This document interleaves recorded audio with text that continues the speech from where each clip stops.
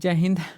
आज हम लोग एसएससी सीजीएल 2022 का सेट नंबर 12 को यहाँ पे डिस्कस करने वाले हैं। टोटल जो एग्जाम हुआ था 41 शिफ्ट में ये एग्जाम हुआ था, 40 शिफ्ट में ये एग्जाम हुआ था और हम इन सभी शिफ्ट को यहाँ पे जीके क्वेश्चन को यहाँ पे देखने वाले हैं। चलिए स्टार्ट करते हैं अपने वीडियो को। पहला क्वेश्चन है, अजमेर मुगलों के शासन में सूबा मुख्यालय बन गया था। अजमेर जो है किसके शासन में सूबा मुख्यालय बना था? तो यह था आपका मुगलों के टाइम में। तो अजमेर जो है मुगलों के टाइम में यानी मुगलों के शासनकाल में सूबा मुख्यालय बन गया था।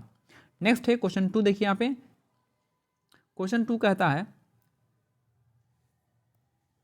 एस्केलेमेंथिस एस्केलेमेंथिस जो है आपका शरीर का अनुप्रस्थ काटीय भाग गोलाकार होता है, इसलिए इन्हें गोलक्रिम भी कहा जाता है। ये स्वतंत्र जलीय और स्थलीय या पौधे और जानवरों में पाए जाने वाला परजीवी होते हैं। तो ये कौन सा हो जाएगा आपका? एस्केलेमेंथेसिस इसका करेक्ट आंसर हो जाएगा। नेक्स्ट है, भारत की पहली एआई संचालित एंड टू एंड डिजिटल लोक अदालत राजस्थान में शुरू किया गया था। एंड टू एंड जो है डिजिटल लोक अदालत कहाँ पे स्टार्ट किया गया था? राजस्थान में। भारत की पहली एआई क्या मतलब आर्टिफिशियल इंटेलिजेंस संचालित एंड टू एंड डिजिटल लोक अदालत राजस्थान में शुरू किया गया था। नेक्स्ट है, आर्म्स एक्ट जिसमें भारतीयों को हथियार रखने की अनुमति नहीं दी गई थी, वो आपका 1878 में पारित किया गया था। और किसके टाइम में? लिट्टन के टाइम में किया गया था। आर्म्स एक्ट जिसमें भारतीयों को हथियार रखने की अनुमति नहीं दी गई थी, वो 1878 में पारित किया गया था। नेक्स्ट क्वेश्चन 5 है, अगस्त 2022 में अब भारत के 49वें मुख्य न्यायाधीश के रूप में किसने शपथ ली थी? तो आपका यूयू ललित इसका करेक्ट आंसर हो जाएगा। अभी कौन है? अभी डीवाई चंद्रचूड़ है। तो अगस्त 2022 में भारत के 49वें मुख्य न्यायाधीश के रूप में किसने शपथ ली थी? तो यूयू ललित इसका करेक्ट आंसर हो जाएंगे। नेक्स्ट है, भारत के राष्ट्रीय समुद्री विज्ञान संस्थान यानी नेशनल इंस्टीट्यूट ऑफ ओशनोग्राफी का ऑफ इंडिया का मुख्यालय कहाँ पे है? तो गोवा इसका करेक्ट आंसर हो जाएगा। नेक्स्ट है, भारत के राष्ट्रीय समुद्री विज्ञान संस्थान यानी national institute of oceanography of India का जो मुख्यालय आपका गोवा में इस्टेब्लिश्ड है।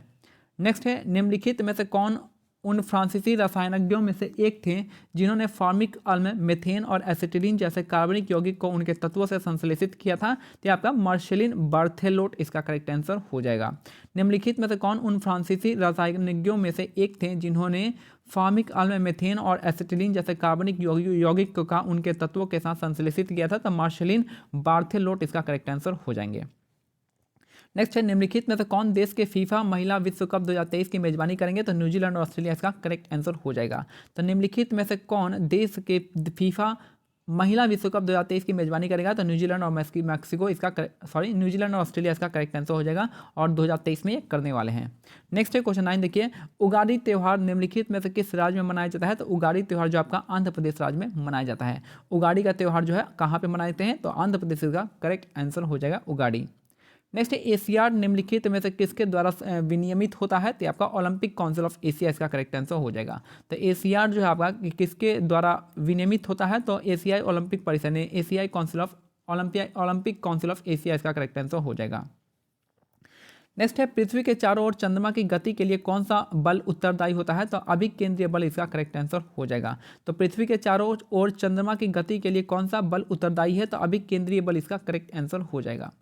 नेक्स्ट क्वेश्चन 12 कराएं, निम्नलिखित में से किस नदी में धुआंधार जलप्रपात निर्मित होता है? तो नर्मदा इसका करेक्ट आंसर हो जाएगा। निम्नलिखित में से किस नदी में धुआंधार जलप्रपात निर्मित होता है? तो नर्मदा इसका करेक्ट आंसर हो जाएगा। नेक्स्ट है, रॉकफोर्टाइन सी पनीर में पाया जाता है। रॉकफोर्टाइन जो है आपका सी कहाँ पाया जाता है? तो पनीर इसका करेक्ट आंसर हो जाएगा।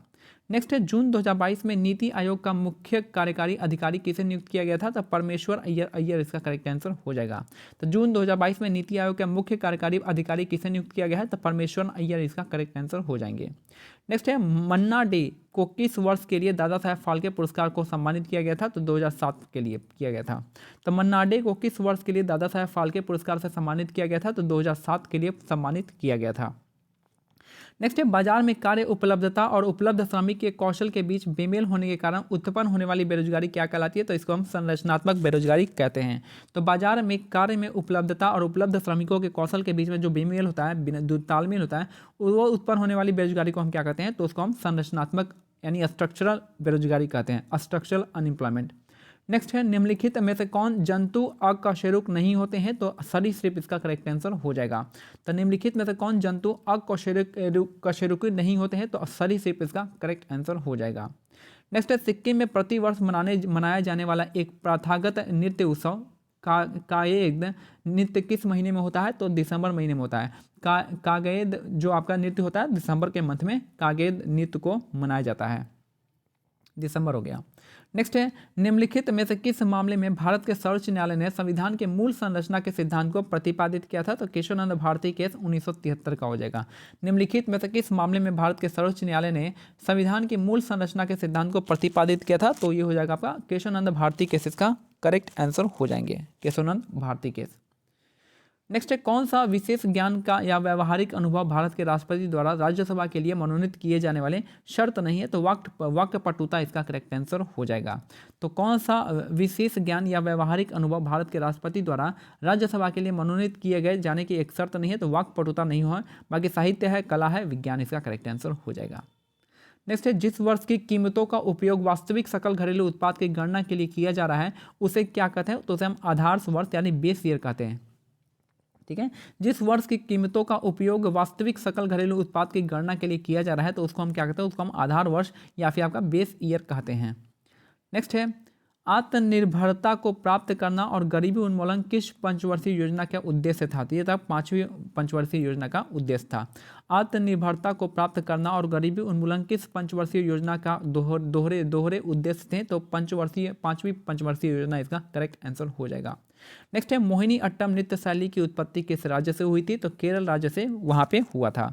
तो मोहिनी अट्टम नृत्य शैली जो है किस राज्य में उत्पन्न हुई थी? तो ये होती आपके केरल राज्य में उत्पत्ति हुई थी।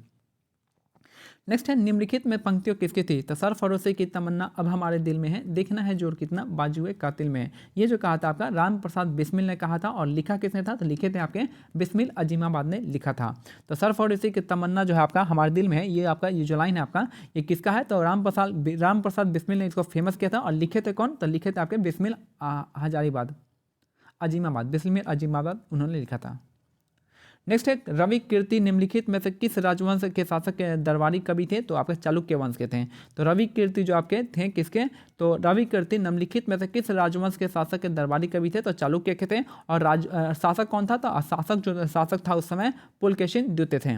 तो रवि कीर्ति जो है निम्नलिखित में से किस राजवंश के शासक के दरबारी कवि थे? तो आपका चालुक्य था। चालुक्य में भी कौन थे शासक का नाम था पुलकेशिन द्वितीय थे। और पुलकेशिन द्वितीय के लिए इन्होंने कौन सा अभिलेख लिखा था? तो रवि कीर्ति ने ये बनाया था आपका ऐहोल शिलालेख लिखा था, ऐहोल शिलालेख बनवाया था। और ये हमारा आज का सेट कंप्लीट होता है। मिलते हैं सेट नंबर 13 के साथ, तब तक के लिए जय हिंद, जय भारत, धन्यवाद।